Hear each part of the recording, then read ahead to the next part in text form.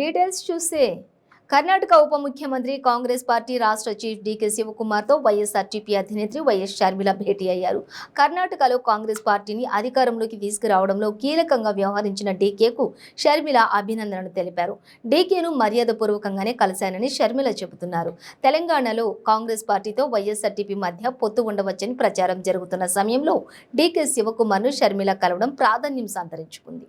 ఈ క్రమంలో వారి మధ్య రాజకీయపరమైన చర్చ జరిగి ఉండవచ్చనే అభిప్రాయాలు వ్యక్తమవుతున్నాయి. రాజకీయంగా తనకు మిస్డ్ కాల్స్ వస్తున్నాయని షర్మిల ఇటీవల స్వయంగా ప్రకటించారు.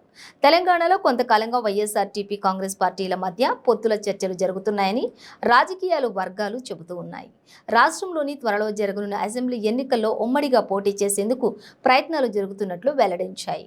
షర్మిల డీకేఎస్ భేటీ ఈ ప్రచారానికి మరింత ఊతమిస్తోందని తెలిపాయి.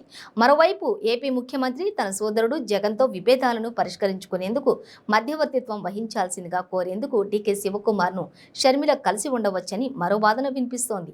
సోదరుడు జగన్తో ఎలాగూ సంబంధాలు లేనందున, సొంత రాజకీయ భవిష్యత్తు చూసుకుంటున్నందున ఇక రాజకీయంగా ఎలాంటి మొహమాటాలు పెట్టుకోవద్దని కాంగ్రెస్ హైకమాండ్ చెబుతోందని అంటున్నారు. వరుసగా సమావేశాలు జరుగుతున్నాయంటే ఏదో ఓ నిర్ణయం తీసుకుంటారన్న అభిప్రాయం మాత్రం వినిపిస్తోంది.